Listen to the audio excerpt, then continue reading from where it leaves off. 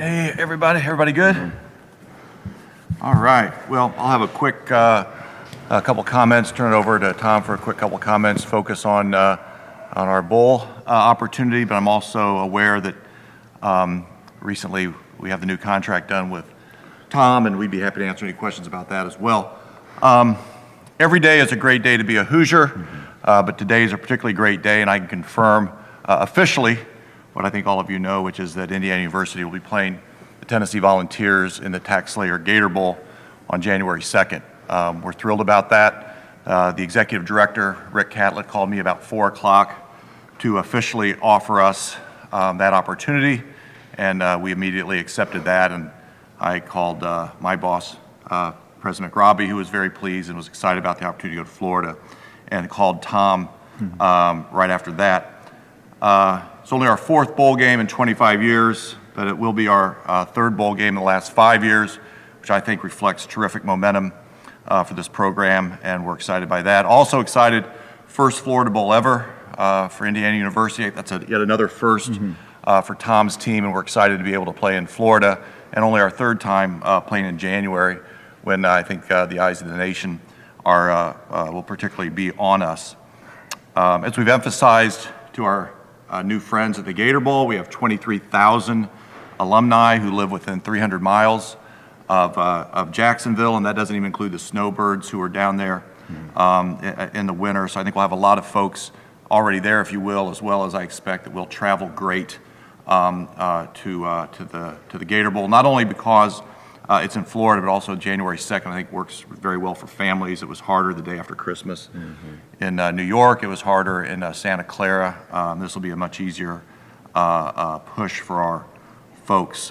As many of you know, and as we emphasized also to the Gator Bowl folks, a Big Ten high 26 of our players are from Florida. That grows to 34 if you just include the surrounding states. And I think that'll increase fan interest down there as well. So we're really excited to get another crack at the Volunteers. As you know, we played them close in 1988. The coach was telling me that Mark Hagan was on that team. So it'll be a payback time, particularly for him. And with that, I'll just turn it over to Tom and then be happy to answer any questions you all might have. Thank you. Just want to start by saying just really very thankful and blessed and appreciate the opportunity that Fred and our administration has given me with our new contract, and just really, to me, it's a testament to our whole staff and what all that they're doing and how hard everybody's working, and just the direction that we're going, and it gives us tremendous confidence in the backing that we have, and as we share with recruits. It's a very critical time of the year for that, and had many on campus this weekend, and just to be able to share the direction that we're going, and then the confidence in knowing that I'm going to be here for many years to come, and that gives parents a lot of peace in knowing that fact. So just really appreciate it, and want to also talk about the bowl opportunity. Just a tremendous reward for our players. They work so hard. And just to be able to go to this particular bowl, the Gator Bowl in Jacksonville. I know we have a couple players that's being their home with Devon Matthews and Khalil Bryant living in Jacksonville. And as Fred has mentioned, the many players in the southeast part of the country that we have on our roster, to be able to have them in a chance to play near their families.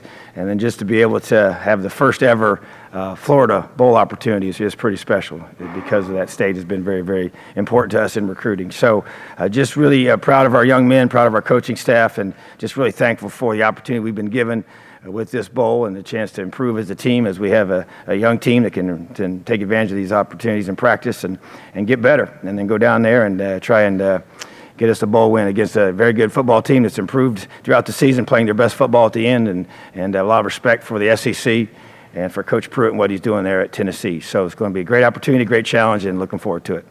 Questions? While we're going over there, I would just add my excitement for the new contract with Tom. It feels like we've moved on almost from that. It wasn't that long in the making, but thrilled to get that done.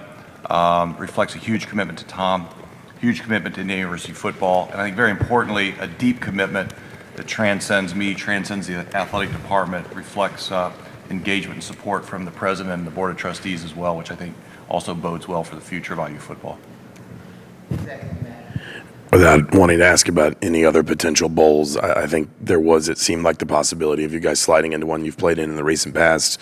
Not wanting to offend anybody else, is there still, I guess, a level of satisfaction being able to give guys a new experience and a different bowl, a bowl that nobody's been to? Oh, I think so. I think that the majority of our guys have not played in a bowl game, but we do have some of our older guys that had played in a couple bowls that we could have been in play for, and so the chance to go to a new venue, new opportunity, new state. I think that So this is every single guy on our team is playing in this bowl game for the very first time. So I think that makes it even more special. Matt and Jim. Coach, I know obviously with your contract, you still had a few years left, but how big is it? I know recruiting, it's really, especially here, about relationships and telling guys you're going to be here for a while. How big has it been? You had visitors in this weekend, but going out and telling guys, I'm the coach at Indiana for, quite a while. I don't think you can put a price tag on that. It's huge, and I think that you get into your contract, you get into the point when you have a certain number of years left, and that becomes the question. Hey, are you going to be here? How long are you going to be here? And you get asked that a lot in the recruiting process. And now I can say with absolute confidence, this is what I just signed this contract at this particular time, and this is what it means. And I think there's no question it gives them tremendous confidence in the future. They just want to make sure that you're going to be the one coaching their son, the whole time that he's here at Indiana. And that has been put to rest with the new contract, and that's why it does. It means a lot, and it's a tremendous investment by our university in our football program, and that's why it's so important, and it's very much appreciated.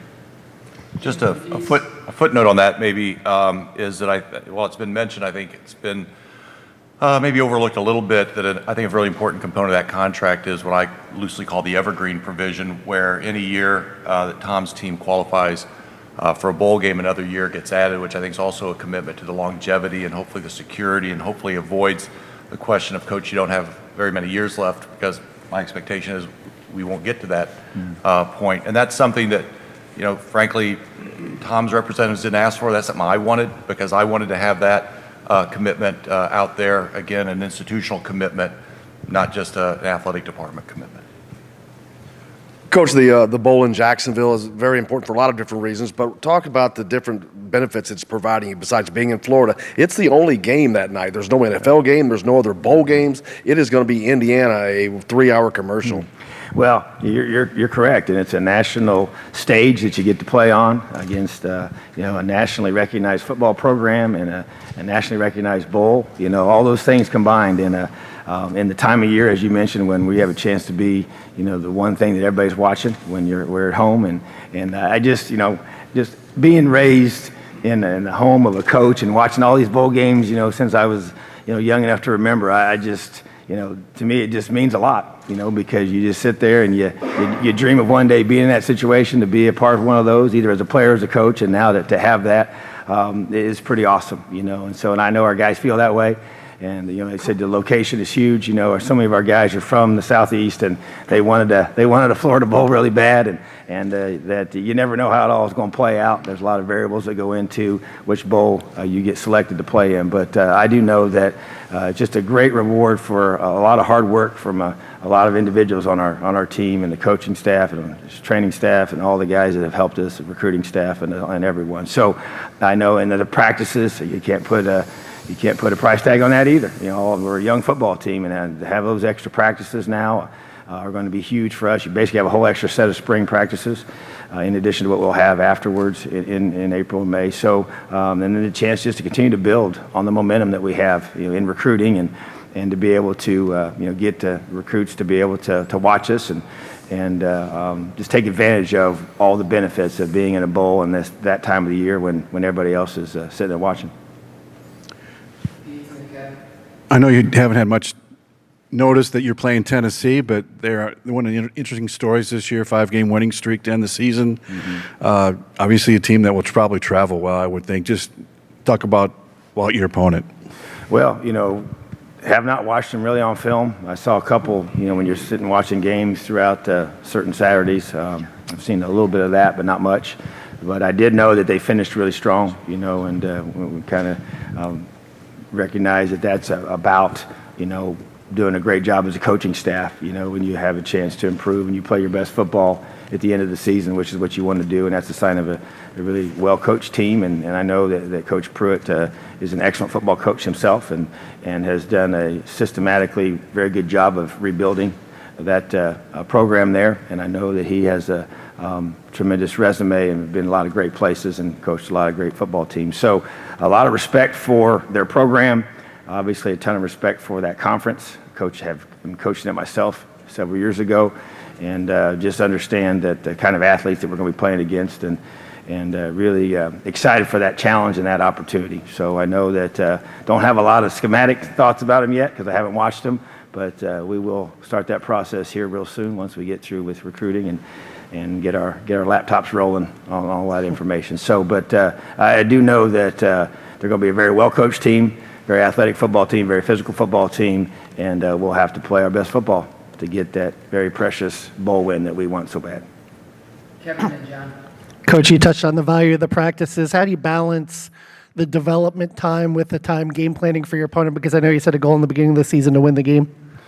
You do, and I've learned in the bowl experiences I've had, you can't start preparing for the opponent too soon. It gets a little stale sometimes if you spend too much time working on them. So we'll really try to balance that and have them, the loaded practices in the beginning will be emphasizing more of technique development and fundamentals and we'll just be going against each other, in probably the first half of our practices, and to be able to just get better, get a lot of guys that are younger, a lot of reps.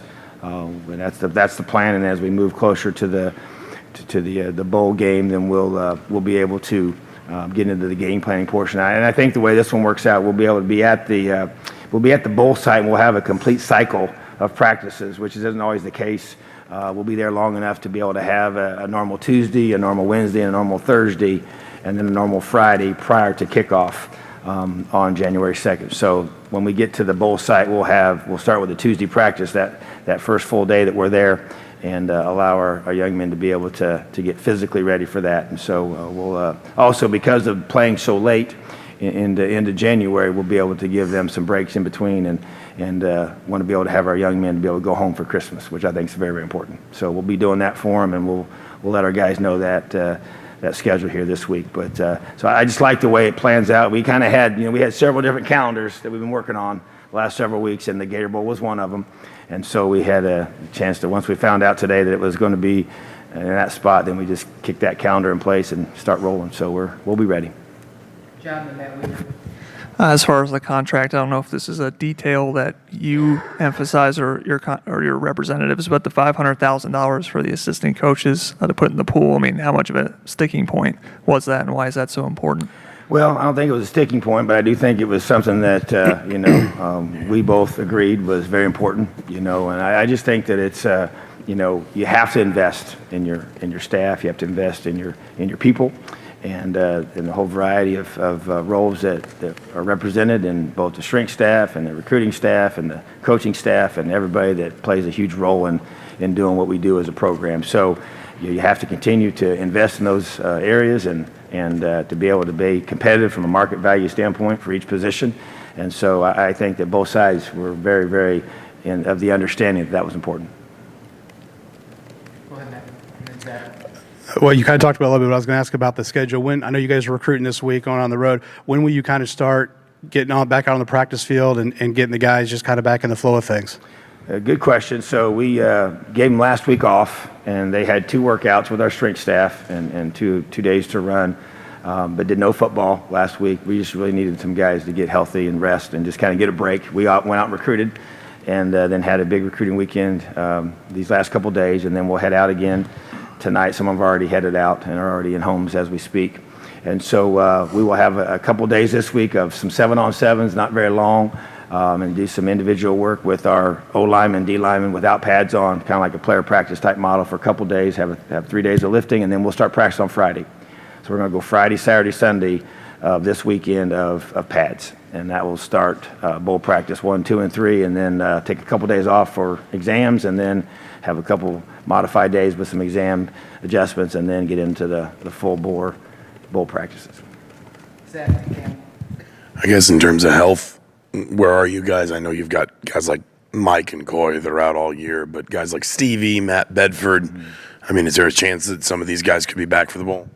Well, I will say the January 2nd date, it was very helpful. You know, every day that we could gain in length from the last time that we played till now is big. So as of today, in talking with our medical staff, I feel really good about Matt Bedford being ready to roll. I feel really good about Samson James being completely ready to go, and Stevie Scott with the extra week basically of the different variations of bowl opportunities that we had, this being the latest one. Optimistic about him. I would say it's still not a guarantee yet, but obviously that it does help that we'll be playing in early January. So we'll know more about him. I'll be able to say more about him probably after we practice for a few days later on this week to where he's at. Cam, then Kevin. I guess, Fred, for yourself, looking at the past little chunk of time here where you've completed the stadium renovations, the locker room, introducing beer and wine sales, and now with Tom's new contract, what's kind of next on the checklist for you in terms of getting this program to the spot where you want it to be at? Well, we have, priorities throughout the department. We're really full-blown in the Armstrong Stadium renovation for our soccer programs. But one of the things Tom and I talked about is you're just never done. You never check the box. And you guys have been hearing this from me ever since I got here. The two ways for Indiana football to be excellent, I think, are continuity of leadership and continuity of major investments. And you never rest on your laurels. And I think the $500,000 salary pool increase is indicative of that. Tom and I have an understanding about other things that we'll want to do. And I really don't think there's been anything that Tom has brought to us that we haven't figured out a way to get done. And we'll just keep on with that. Yeah, it's exciting that the new locker room is a game changer.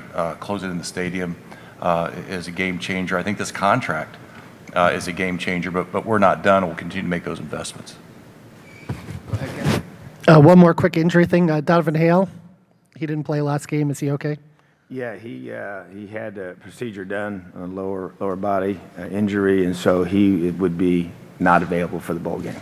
And you've recruited really well in the state of Florida, but what kind of further showcase could this be if you guys go down there and play well in terms of showing high school kids and stuff? We will continue to recruit there, so I think it's big. I think it's really big, and I just think that, it's all about relationships. It's all about those programs down there or whatever state that we recruit to, seeing their young men come to Indiana and be successful. And when they see their, if I'm a coach and I see and I know my players are coming to Indiana and they're being treated a certain way and being developed as men and challenged to be great in the classroom and they're able to perform at a high level on the football field, it just accentuates everything that we're doing. And it just puts a stamp of approval that you can come to Indiana and have a great experience and play big-time college football in the Big Ten Conference and play on the national stage and come down to back to your home state and play in a bowl game. So I just think that those are things that continue to build the momentum of our recruiting down there, and I only see this as a chance to grow that. And so that's why another reason why I'm very excited about this bowl. Pete? Tom, when you took the chance to become a college coach, did you envision a scenario where you'd be signing a contract like this? No, it was not really part of the plan, and we. I just think back, to that time and the discussions I had with individuals. One of those being my wife, and all the sacrifices that she had to make. And there were most of those years, she was a school teacher and she had to get a new job every time we moved, and that was 7 moves in 10 years. And she was the one that had the brunt of that. She had to get a new job every year, and because she was making more than I was, most of those places. So small college coaching doesn't really pay a lot, and so you knew that hopefully one day you would have a chance to make a little bit more, but to say that I would ever dream of that or think of that, no, it was really beyond my wildest dreams, to be honest with you. So that's why I just feel amazingly blessed and very thankful, appreciative, but it was never about that.